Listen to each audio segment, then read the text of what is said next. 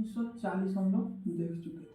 1940 में क्या क्या हुआ था? एक व्यक्तिगत सत्याग्रह हुआ था, मुस्लिम लीग ने पहली बार पाकिस्तान का नाम किया था। ठीक है, 1940 में 8 अगस्त 1940 को 8 अगस्त 1940 को अगस्त प्रस्ताव आया था। अगस्त प्रस्ताव आया। करंट अफेयर पढ़ रही है? हाँ, कहाँ नहीं पढ़ रही है?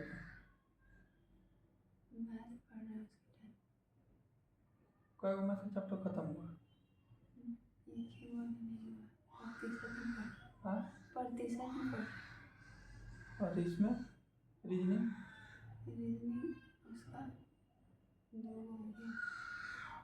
रोज वो चैप्टर खत्म करना तो नहीं समझ आ रहा है तुम्हें। सबसे बड़ा रोल एनटीपीसी में करंट अफेयर का। करंट अफेयर से 50 को जीके जीएस में से 30 को करंट अफेयर से आएगा, तो सोच लेना।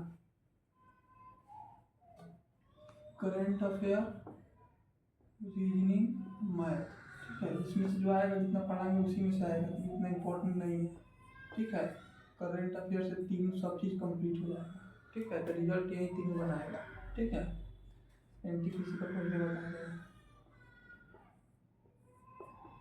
करंट अफेयर सबसे इम्पोर्टेंट है, उसके बाद रीजनिंग, उसके बाद मैथ। ठीक है, बाद में ये सब देखना है। ये सब बता रहे हैं, सब क्लास में ही याद हो जाएगा, नहीं तो एक बार देखोगे याद हो जाएगा। सेट उठा के ला देंगे, सेट देख लेना। सबसे ज़्यादा करंट अफेयर 50 को भी लगभग 30 से 35 क्वेश्चन करंट अफेयर से पूछा है। 8 अगस्त 1940 को अगस्त प्रस्ताव आया था। ठीक है, अगस्त प्रस्ताव आया। उसके बाद 1941 में कोई इम्पोर्टेंट नहीं है। 1942 आता है। 1942 में क्या आएगा? क्रिप्स मिशन आएगा। 1942 में आएगा क्रिप्स मिशन। ठीक है, स्टैनफोर्ड क्रिप्स के नेतृत्व में आएगा। स्टैनफोर्ड क्रिप्स मिशन का हेड कौन आएगा? स्टैनफोर्ड क्रिप्स आएगा। ठीक है, क्रिप्स मिशन आया। क्रिप्स मिशन में ऐसा कहा गया कि भारत को एक संविधान सभा की जरूरत है, आप लोग संविधान बना लीजिए। ठीक है, भारत को डोमिनियन स्टेट का दर्जा दे दिया जाएगा। कब? 1939 से 1945 में, जब सेकेंड वर्ल्ड वॉर जब खत्म हो जाएगा तब। कहीं भी इसमें भारत को स्वतंत्रता देने की बात नहीं थी, इसीलिए कांग्रेस और मुस्लिम लीग कांग्रेस और मुस्लिम लीग ने दोनों ने क्रिप्स प्रस्ताव को अस्वीकार कर दिया। ठीक है, क्रिप्स प्रस्ताव 1942 में आया था। इसके हेड कौन थे? स्टैनफोर्ड क्रिप्स थे। और इसमें कहा गया कि सेकेंड वर्ल्ड वॉर खत्म, यानी 1945 का जब सेकेंड वर्ल्ड वॉर जब खत्म हो जाएगा तो उस समय भारत को डोमिनियन राज्य का दर्जा दे दिया जाएगा। और इसी कारण से इसमें कहीं भी स्वतंत्रता की बात नहीं थी कि भारत को स्वतंत्रता दे दिया जाएगा। क्रिप्स प्रस्ताव को लोगों ने, कांग्रेस और मुस्लिम लीग दोनों ने अस्वीकार कर दिया। ठीक है, दोनों ने क्या कर दिया? इसको अस्वीकार कर दिया। ठीक है, गांधी जी ने क्रिप्स मिशन पूछता है, गांधी जी क्रिप्स मिशन के बारे में क्या बोले थे? गांधी जी बोले थे पोस्ट डेटेड चेक, CHEK के चेक, यानी उत्तर, यानी इसको हिंदी में क्या बोलेंगे? उत्तर तिथि के चेक, उत्तर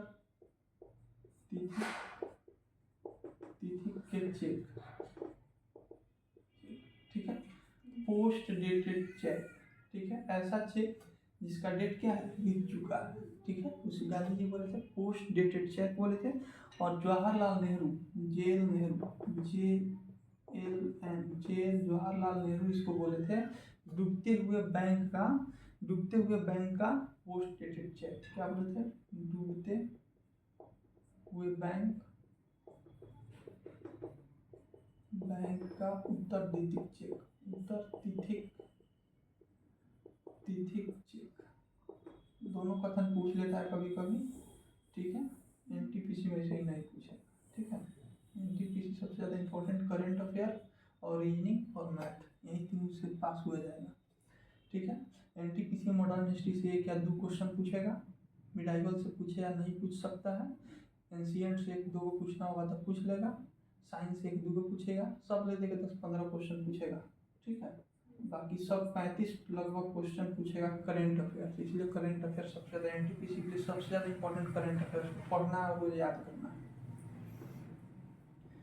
गांधी जी इसको क्या बोले थे? पोस्ट डेटेड चेक, उत्तर तिथि चेक बोले थे। जवाहरलाल नेहरू डूबते हुए बैंक का उत्तर तिथि चेक बोले थे, ठीक है। तो 1942 ईस्वी का क्या हुआ? क्रिप्स मिशन में। 1942 का क्या है? क्रिप्स, वीडियो फ्रेश आ रहा है। 1942 का क्या है? क्रिप्स मिशन, ठीक है। आगे बिहार दरोगा का आ रहा है। बिहार दरोगा में इम्पोर्टेंट है, लेकिन एनटीपीसी में इम्पोर्टेंट नहीं है। बिहार दरोगा में करंट अफेयर भी इम्पोर्टेंट है। करंट अफेयर से अप्रॉक्स 40 क्वेश्चन आएगा बिहार दरोगा में।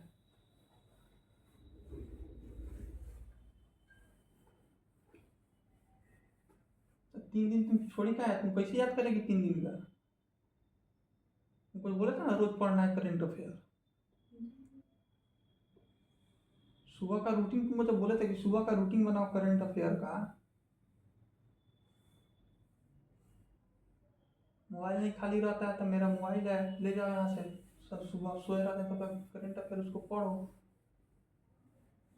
करंट अफेयर पढ़ के रोज याद करना है, छूटना नहीं चाहिए किसी भी कीमत में। और रीजनिंग और मैथ तीनों से पास हुआ जाएगा। इसमें जो आएगा वो समझ आ जाएगा, 1-2 बार वीडियो देखने से समझ आ जाएगा, बन जाएगा, ठीक है। अब आता है 1942 में क्रिप्स मिशन हो गया। 1942 में, ठीक है, कौन सा होता है? भारत छोड़ो आंदोलन। इंपॉर्टेंट चीज बता रहा है, क्या होगा? भारत छोड़ो आंदोलन। इसमें वायसराय कौन रहता है? भारत छोड़ो आंदोलन में वायसराय कौन रहता है? उसी दिन बताए थे कि भारत छोड़ो है, यानी अंग्रेजों भारत छोड़ो, यहाँ से जाओ। जाओ कहाँ से कहता है? गो मतलब जाना, लीन लिथ गो, लीन लिथ गो, लीन लिथ गो। उसी दिन बताए थे कि अंग्रेजों भारत छोड़ो आंदोलन स्टार्ट हुआ, तो भारत छोड़ो मतलब जाओ यहाँ से, तो गो मतलब जाना, लीन लिथ गो, ठीक है। 1942 में क्या हुआ? भारत छोड़ो आंदोलन हुआ, ठीक है। कब हुआ? 9 अगस्त 1942 को। 9 अगस्त 1942 को क्या हुआ? भारत छोड़ो आंदोलन। 9 अगस्त 1942 को क्या हुआ? भारत छोड़ो आंदोलन। उसमें वायसराय कौन था? लिनलिथ गो था। उसमें वायसराय कौन था? लिनलिथ गो था, ठीक है। ये क्वेश्चन पूछता है कि कांग्रेस के सबसे अधिक समय तक रहने वाले अध्यक्ष कौन थे? तो अब्दुल कलाम आजाद थे। अब्दुल कलाम आजाद 1940 से 1946 तक रहे थे। कितने साल? 6 साल रहे थे। क्वेश्चन आता है कि कांग्रेस के सबसे अधिक समय तक अध्यक्ष पद पर कौन था? अब्दुल कलाम आजाद थे। टोटल 6 साल थे। कितने साल थे लगातार? 6 साल थे। 1940 से 1946 तक थे। अब्दुल कलाम आजाद की ये बुक है, तो बुक का नाम बहुत इंपॉर्टेंट है, हर एक ने पूछा। India wins freedom, India wins freedom,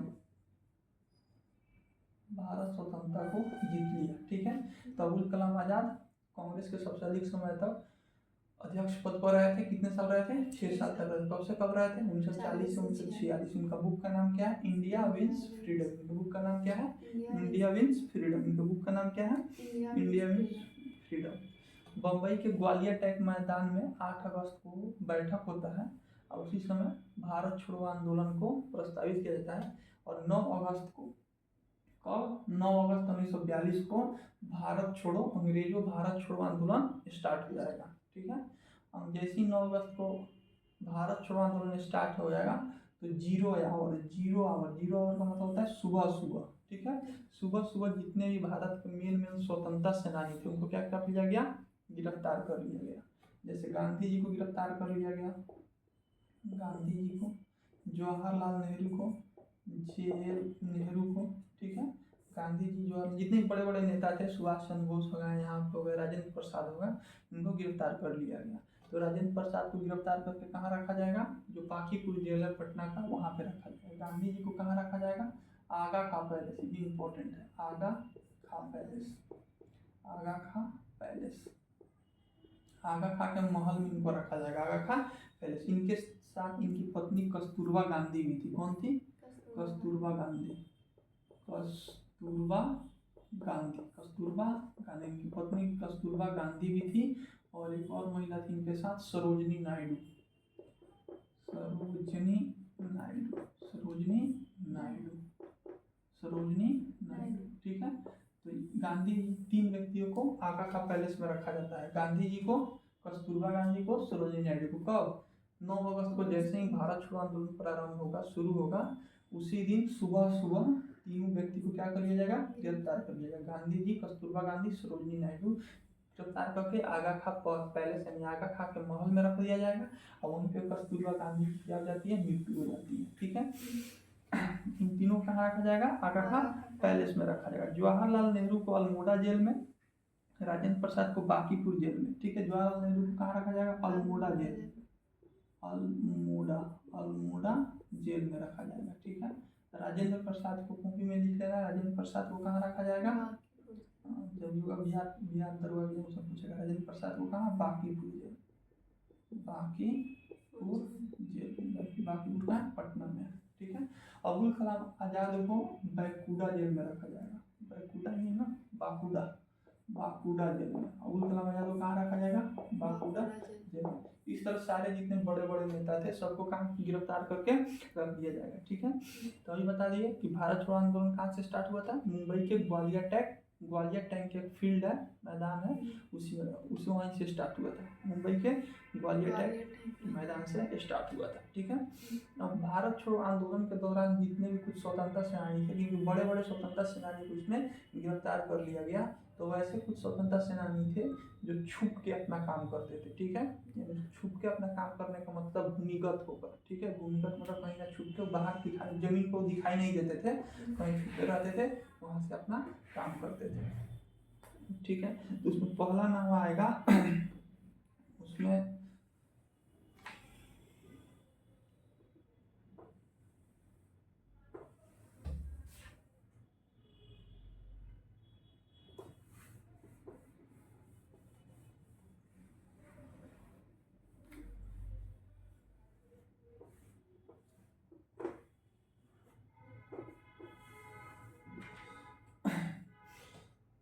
पहला नाम आएगा, जब बात करेंगे भूमिगत रूप से कौन चलाता था, तो उसमें पहला नाम आएगा अरुणा आसफ अली का। ठीक है, तो अरुणा आसफ अली मुंबई के ग्वालियर टैंक मैदान में, ठीक है, कांग्रेस का झंडा फहराई थी। कब? भारत छोड़ो आंदोलन के दौरान। भारत छोड़ो आंदोलन के दौरान अरुणा आसफ अली, कौन? अरुणा आसफ अली, नाम बहुत इंपॉर्टेंट है, अरुणा आसफ अली, आसफ अली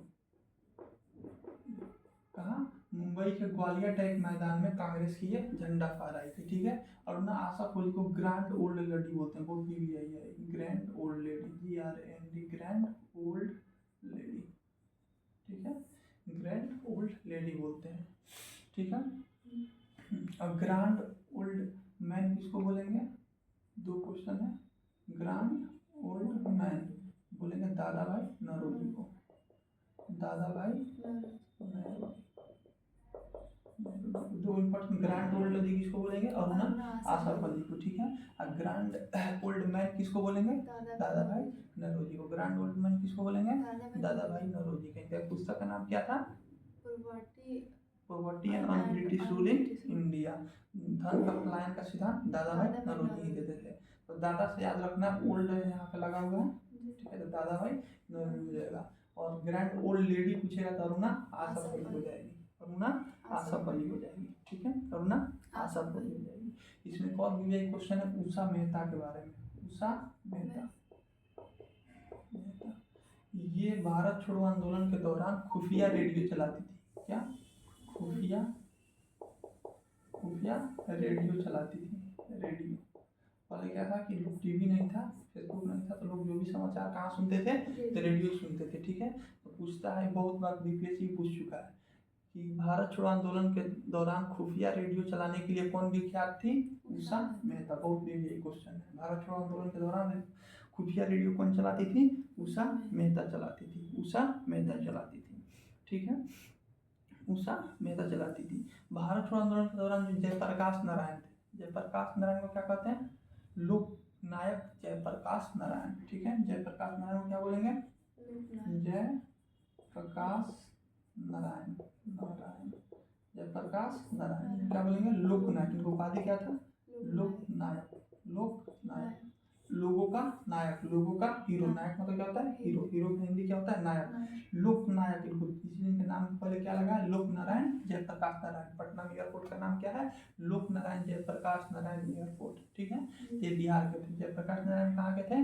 बिहार के थे। ठीक है, तो जयप्रकाश नारायण जो लोक नायक थे, ये क्या करते हैं कि ये जो बांकीपुर जो जेल है, ठीक है, वहाँ से क्या करते हैं? भाग आते हैं। दीवार तड़प के लोग 3 आदमी भागता है और नेपाल चल जाते हैं। ठीक है, यूपीएससी क्वेश्चन पूछा हुआ है इससे कि जयप्रकाश नारायण उस समय दिवाली का समय था, उसी समय बांकीपुर जो जेल था वहाँ से दीवार फाड़ के निकलते हैं और नेपाल जाते हैं। नेपाल जाने के बाद वहाँ से खुफिया तरह से जो भारत छोड़ो आंदोलन था उसका नेतृत्व करते रहते हैं। वहाँ पे एक अपना दल का गठन करते हैं कुछ लड़कों के साथ, और वो सब तैयार रखते हैं भारत छोड़ो आंदोलन के दौरान। लेकिन नेपाल सरकार इनको पकड़वा देती है। ठीक है, अंग्रेजों से इनको क्या करेगी? पकड़वा देगी। ठीक है, तो जयप्रकाश नारायण के बारे में भी याद रखना है। हजारीबाग जेल, बाकी नहीं, हजारीबाग जेल से भागे थे। हजारीबाग, हजारीबाग कहाँ है? झारखंड में। हजारीबाग कहाँ है? झारखंड में। किसके लिए फेमस है? कोयला के लिए फेमस है। कोयला, हजारीबाग का खान है, कोयला के लिए फेमस है। झारखंड में हजारीबाग का खाना किसके लिए फेमस है? कोयला के लिए फेमस है। ठीक है, झारखंड में जादूगोड़ा का भी खान है। कौन सा? जादूगोड़ा। जादूगोड़ा का खान क्यों इम्पोर्टेंट है? जादूगोड़ा का खान, जादूगोड़ा का खान कहाँ है? झारखंड में है। क्यों इम्पोर्टेंट है? क्योंकि यहाँ पे यूरेनियम का उत्पादन होता है। यूरेनियम यहाँ से निकलता है। यूरेनियम के बारे में बताया था कि यूरेनियम क्या है? रेडियो सक्रिय तत्व है, रेडियो एक्टिव एलिमेंट है। क्या है? रेडियो एक्टिव एलिमेंट है। रेडियो एक्टिव एलिमेंट क्यों इम्पोर्टेंट है? क्योंकि हमारे यहाँ जो एटम बम, परमाणु बम जो बनता है, एटम बम बनाने के लिए क्या चाहिए? यूरेनियम चाहिए। ठीक है, और यूरेनियम कहाँ निकलता है? भारत में। पूरे भारत में एक ही जगह निकलता है। कौन सा खान? जादूगोड़ा का खान। जादूगोड़ा का खान कहाँ है? झारखंड में। क्वेश्चन पूछता है कि सबसे ज्यादा यूरेनियम का उत्पादन कौन करता है? कजाकिस्तान करता है। कजाकिस्तान। पूरे विश्व में सबसे ज्यादा यूरेनियम का उत्पादन कौन करेगा? कजाकिस्तान करेगा। कजाकिस्तान कैसा कंट्री है? लैंड लॉक कंट्री है। लैंड लॉक कंट्री है। ठीक है, इसके बारे में बताते हैं। भारत में यूरेनियम का उत्पादन कहाँ होता है? कौन सा खान में?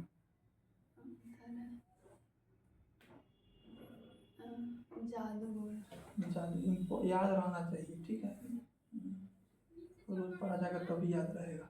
तो झारखंड में यूरेनियम का उत्पादन पूरे भारत में एक ही जगह होता है। कहाँ होता है? झारखंड में होता है, जादूगोड़ा के खान में होता है। ठीक है, पूरे विश्व में सबसे ज्यादा यूरेनियम कौन उत्पादित करता है? कजाकिस्तान करता है। कजाकिस्तान कैसा कंट्री है? Land lock country. Land lock का मतलब क्या होगा कि ऐसा कंट्री जिसका कोई भी भाग पानी से नहीं सटा हुआ हो, हर तरफ क्या हो? जमीन हो। हर तरफ क्या हो? जमीन हो। जैसे भारत की बात करें, भारत की जैसे बात करेंगे, भारत में यहाँ से लेकर यहाँ तक क्या है? पानी है। ये लैंड लॉक कंट्री नहीं होगा। तो क्वेश्चन पूछता है कि दुनिया का सबसे बड़ा लैंड लॉक कंट्री कौन सा है? तो आंसर क्या होगा? कजाकिस्तान। दुनिया का सबसे बड़ा लैंड लॉक कंट्री कौन सा है? कजाकिस्तान। ठीक है, सबसे ज्यादा यूरेनियम का उत्पादन कौन करता है? पूरे विश्व में अभी ना बताया कजाकिस्तान। यूरेनियम का उत्पादन कौन करेगा? कजाकिस्तान करेगा। ठीक है, यूरेनियम का उत्पादन कौन करेगा?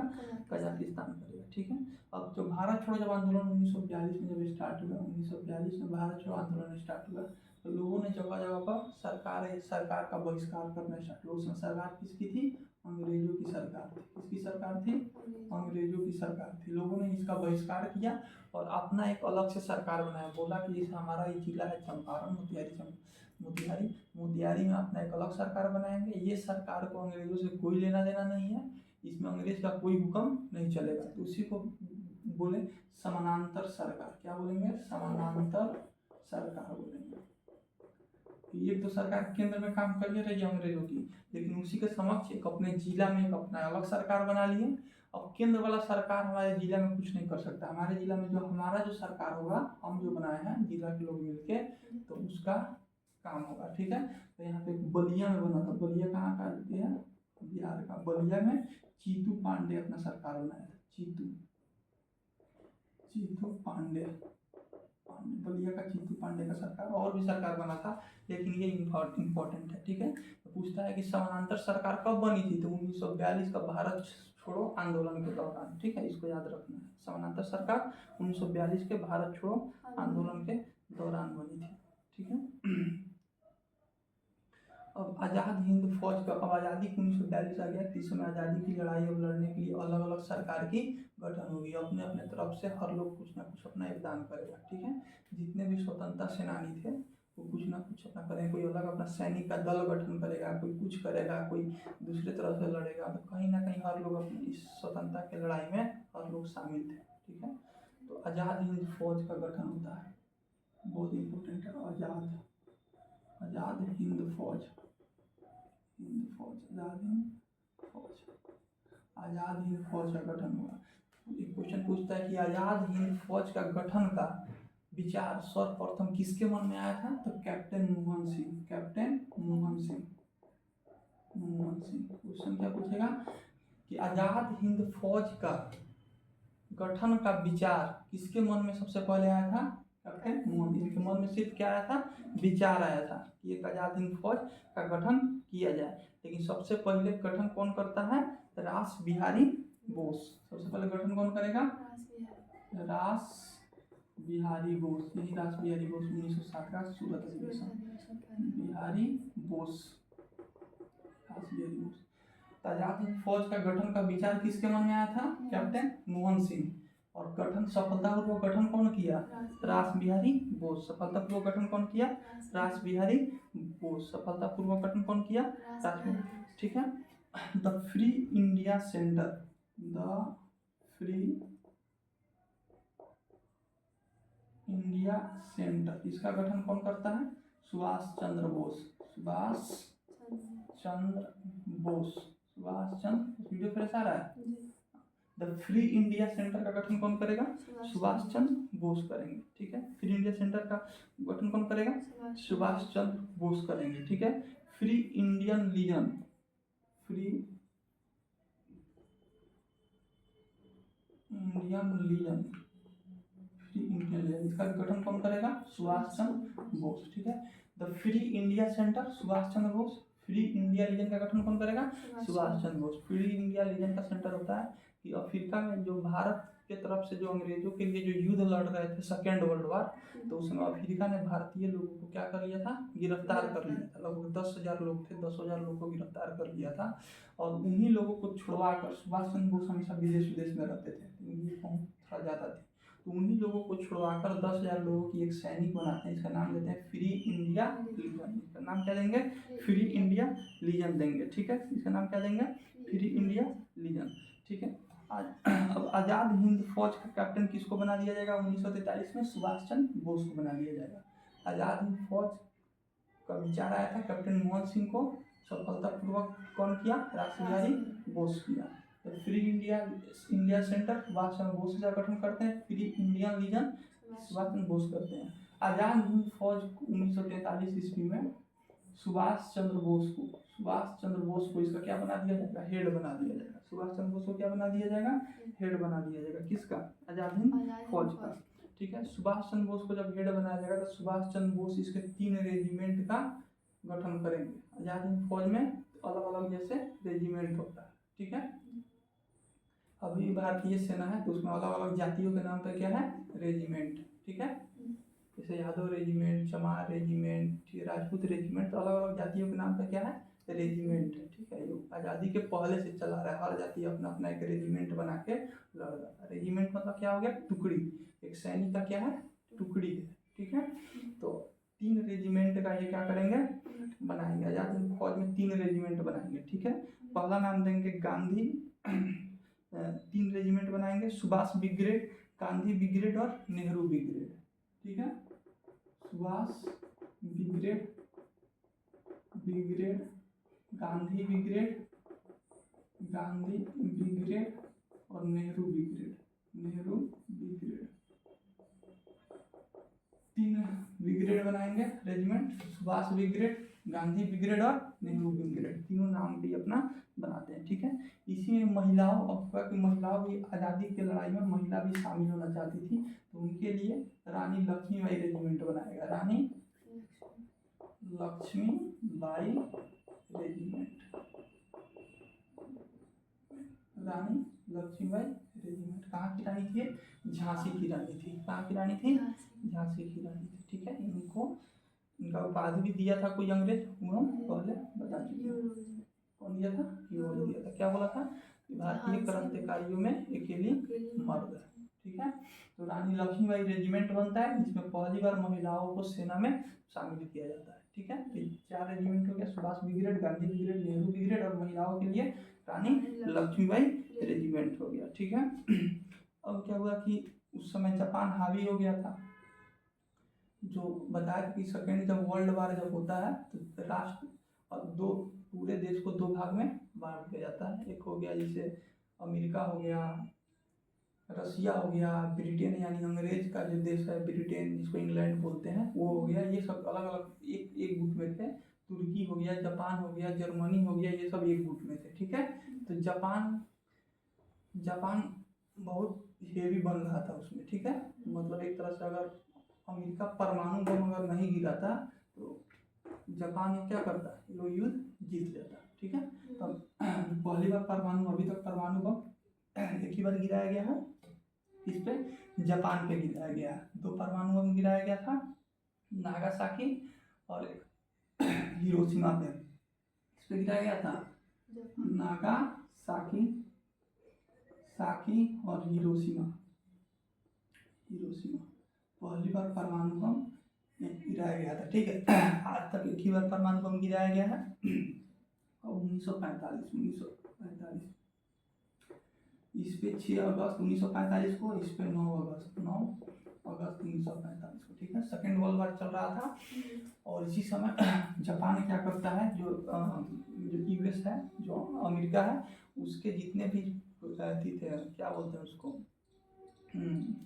समुद्री जो जहाज थे, उनको क्या कर लेता है, घेर लेता है जापान। ठीक है, और जापान जब घेर लेता है तो अमेरिका पहली बार परमाणु बम बना लिया रहता है। ठीक है, तो अमेरिका का राष्ट्रपति सोचता है कि एक बार टेस्ट इसका कर लिया जाए। ठीक है, टेस्ट करने के लिए ये दोनों राष्ट्र कुछ में दोनों राज्य, जापान का क्या है, राज्य है दोनों, नागासाकी और हिरोशिमा। पहली बार नागासाकी पर गिराता है, दूसरी बार हिरोशिमा पर गिराता है। ठीक है, तो जापान को अगर परमाणु बम नहीं गिराया रहा था तो जापान सबसे हेवी हो गया था। ठीक है, युद्ध जीत जाता। ठीक है, वहीं पे जापान पे परमाणु बम गिराया जाता है, जापान सरेंडर कर जाता है, उसके बाद हिटलर की मौत होती है, ये सब कहानी है। ठीक है, तो जापान जो था, जो भारत का जो आज अंडमान निकोबार द्वीप समूह है, अंडमान निकोबार,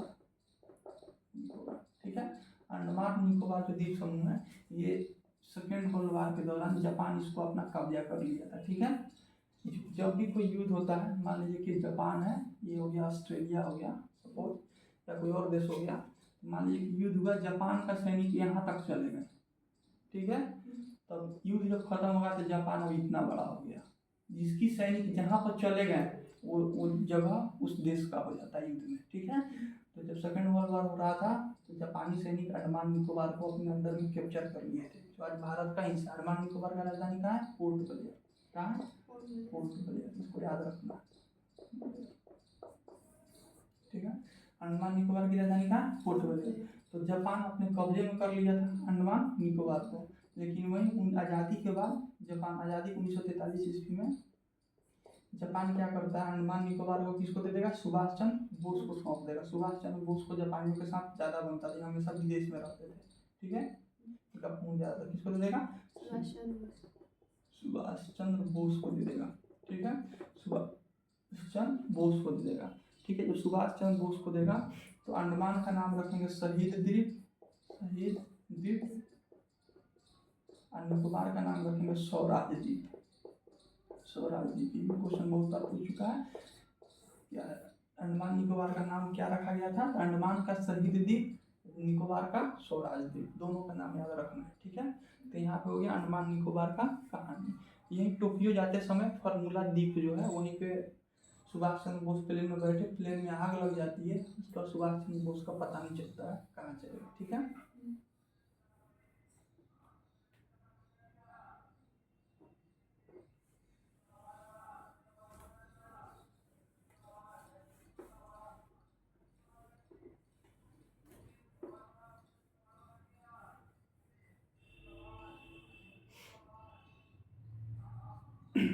उसको आज़ाद हिंद फौज का जो भी जिसमें सिपाही था आज़ाद हिंद फौज का, उसका क्या हो जाएगा, गिरफ्तारी होगा।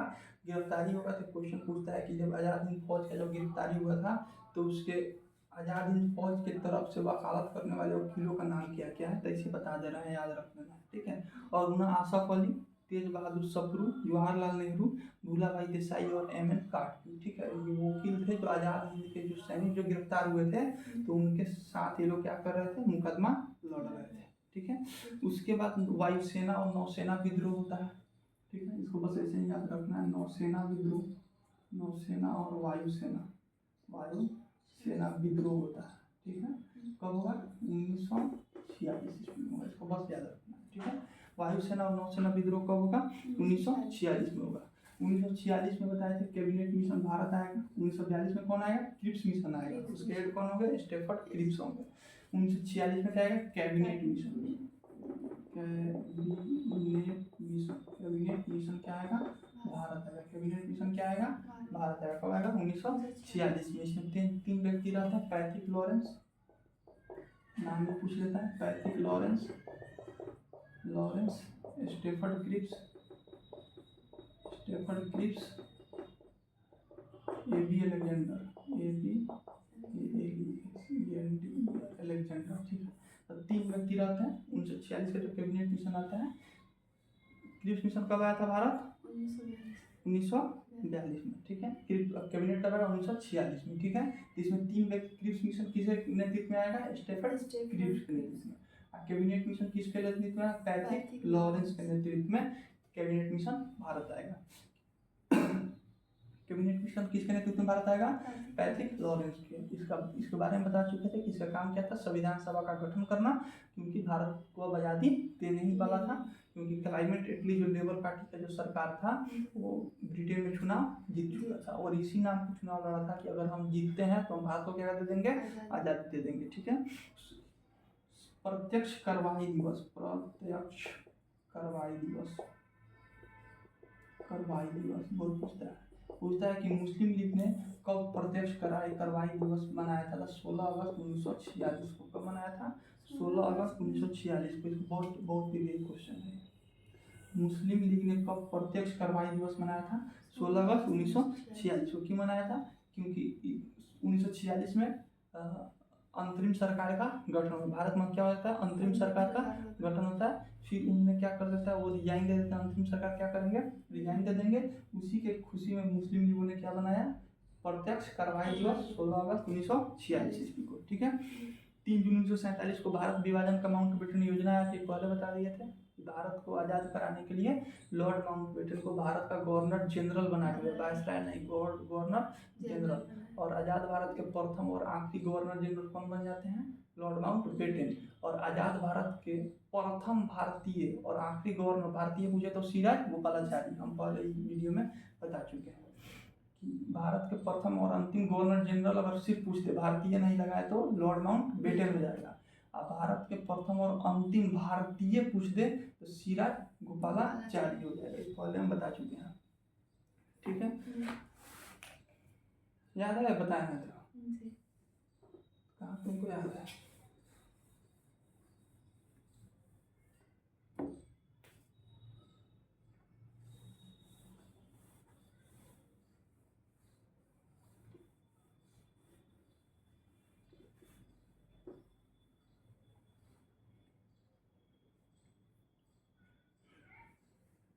ठीक है। और 15 अगस्त 1947 को क्या दिया जाएगा, भारत को आज़ादी।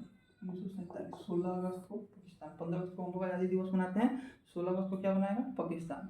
पूछता है कि अंतरिम सरकार का गठन कब हुआ था, अंतरिम सरकार का गठन अभी बताया कब हुआ था, 1946 में। अंतरिम सरकार का गठन कब हुआ था, 1946 में। और प्रधानमंत्री कौन बने थे, जवाहरलाल नेहरू, नेहरू, ठीक है। प्रधानमंत्री कौन बने थे, ठीक है। तो अंतरिम सरकार का गठन पूछ देता है, डेट भी इसका याद रखना है, 2 सितंबर 1946। अंतरिम सरकार का गठन कब होता है, 2 सितंबर 1946 को, ठीक है। अब बता दिए कि स्वतंत्रता प्राप्ति के समय ब्रिटेन के प्रधानमंत्री कौन थे, क्लाइमेट एटली थे, लेबर पार्टी के, ठीक है, ठीक है। अब गांधी जी के बारे में कैसा देखा जाए। गांधी जी हरिजन सेवक संघ का स्थापना करते हैं।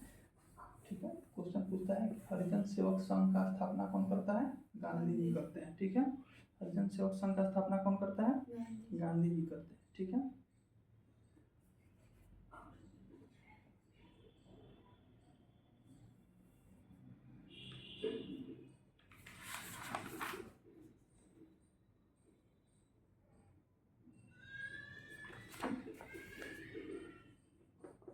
हरिजन सेवक संघ, सेवक संघ, संघ का स्थापना कौन करेगा? मोहनदास करमचंद गांधी, उनके गांधी। हरिजन सेवक संघ का स्थापना कौन करेगा? गांधी। कौन करेगा? गांधी करेगा। कांग्रेस के प्रथम ब्रिटिश अध्यक्ष अगर पूछ दे, ठीक है, अब इसको किताब में से देख के याद कर लेना है। ठीक है, कांग्रेस का प्रथम ब्रिटिश अध्यक्ष सब दिया हुआ लाइन बाई लाइन, और इसी में से याद करना है। कितना मिनट का वीडियो हो गया?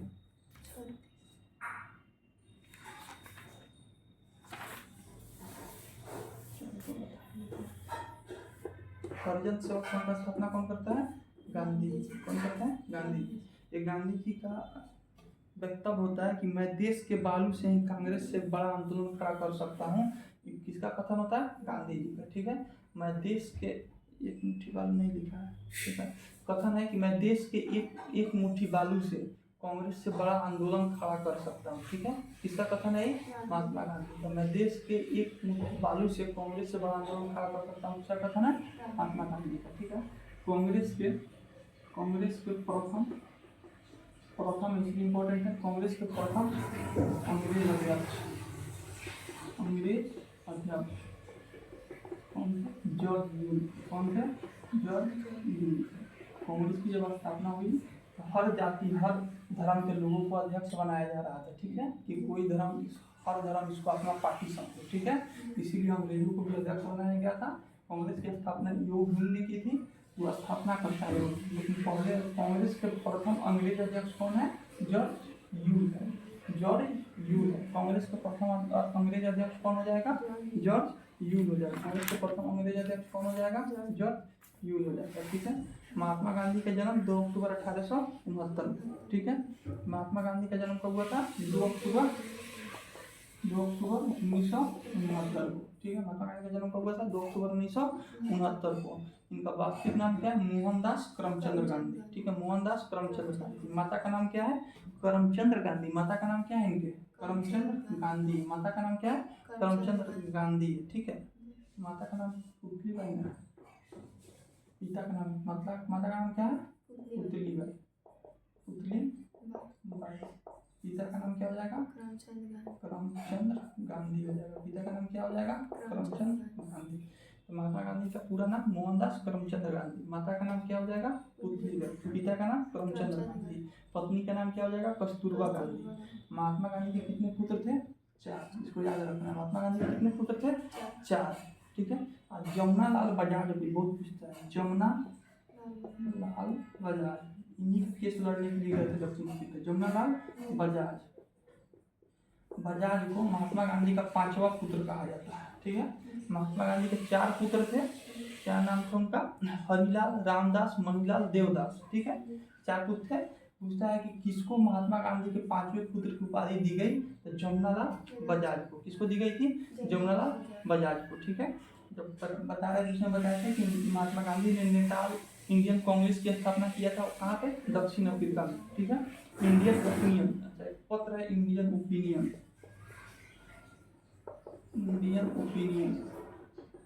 भारतीयों की राय, इंडियन ओपिनियन। इस पत्र का लेखक कौन? Indian opinion, Hind Swaraj, young India, my experiment with truth,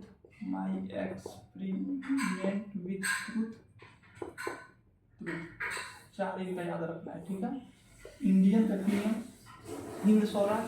question पूछता है कि महात्मा गांधी ने कौन सा बुक अपने भारत आते समय जहाज में लिखा था? यही था हिंद स्वराज किताब लिखे थे। जब भारत जहाज से आ रहे थे तो जहाज में बैठ के हिंद स्वराज पुस्तक लिखे थे। ठीक है, तो इन 4 पुस्तक इंपॉर्टेंट है। Indian opinion, Hind Swaraj, young India और माई एक्सपेरिमेंट विद ट्रूथ। ठीक है, सच के साथ मेरी एक्सपेरिमेंट। ठीक है, ये 4 जो पुस्तक है किसकी पुस्तक है? Mahatma Gandhi. Indian opinion, Hind Swaraj, young India और माई एक्सपेरिमेंट विद ट्रूथ। ठीक है, किसकी पुस्तक है? महात्मा गांधी की। महात्मा गांधी जो थे जब दक्षिण अफ्रीका में थे तो फिनिक्स फार्म की स्थापना करते हैं। किसकी स्थापना करेंगे? फिनिक्स फार्म की। वीडियो बस लिखना है तो लिख लेना है, तो वीडियो देख लेना, 2-4 बार याद हो जाएगा या किताब पढ़ लेना है। ठीक है, महात्मा गांधी दक्षिण अफ्रीका में फिनिक्स फार्म की स्थापना करेंगे। ठीक है, किसकी स्थापना करेंगे? फिनिक्स आश्रम, टॉल्स्टॉय फार्म, फिनिक्स आश्रम या फिनिक्स फार्म, दोनों एक ही चीज है। ठीक है, पूछता है कि दक्षिण अफ्रीका में महात्मा गांधी किसकी कौन सी आश्रम स्थापना किए थे? फिनिक्स आश्रम। ठीक है, फिनिक्स आश्रम, फिनिक्स आश्रम किसकी स्थापना किए थे? फिनिक्स आश्रम का स्थापना किए थे। ठीक है, और टॉल्स्टॉय फॉर्म की भी स्थापना करते हैं। हिंद स्वराज बता ही दिए। महात्मा गांधी के राजनीतिक गुरु पूछता है, के गांधी के राजनीतिक गुरु कौन थे? राजनीतिक गुरु कौन थे? इनके राजनीतिक? गोपाल कृष्ण गोखले। कौन थे? Gopal Krishna Gokhale. Servant of India society की स्थापना यही करते हैं गोपाल कृष्ण गोखले, कल परसों बताए थे। ठीक है, तो महात्मा गांधी के रिव्यू भी क्वेश्चन है। महात्मा गांधी के राजनीतिक गुरु कौन थे? गोपाल कृष्ण गोखले थे। और सर्वेंट ऑफ इंडिया सोसाइटी की स्थापना कौन करते हैं? गोपाल कृष्ण गोखले करते हैं। ठीक है, जिस दिन भारत आज़ादी का दिवस मना रहा था 15 अगस्त 1947 को। ठीक है, इस दिन महात्मा गांधी कहाँ थे? नोआखली में थे। कहाँ थे? नोआखली में थे। कहाँ थे? नोआखली में थे। नोआखली कहाँ है? बंगाल में। क्यों थे? क्योंकि बंगाल में हिंदू मुस्लिम का दंगा हो रहा था। ठीक है, क्योंकि मुसलमान पाकिस्तान जा रहे थे, हिंदू पाकिस्तान से भारत आ रहे थे। ठीक है, पाकिस्तान बगल में बांग्लादेश, पहले पाकिस्तान का ही अंग था, पहले बता चुके हैं। तो 15 अगस्त 1947 को बंगाल में नोआखली में बहुत ज़्यादा दंगा हो गया। तो जिस दिन भारत आज़ादी का दिवस मना रहा था उस दिन महात्मा गांधी कहाँ थे? नोआखली में थे। इसीलिए क्वेश्चन बहुत बार पूछता है, कहाँ थे महात्मा गांधी? नोआखली। 30 जनवरी 1948, 30 जनवरी 1948 को नाथूराम गोडसे दिल्ली का बिड़ला भवन, बिड़ला भवन कहाँ है? दिल्ली में। बिड़ला भवन में महात्मा गांधी को क्या करता है? हत्या करता है, गोली मार के हत्या कर देता है 30 जनवरी 1948 को। इसलिए 30 जनवरी को शहीद दिवस ही मनाते हैं। 23 मार्च को भी मनाते हैं। क्यों?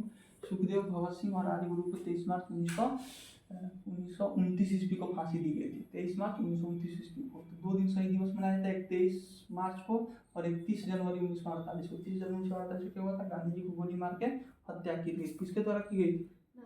नाथूराम गोडसे द्वारा। बंद करो वीडियो।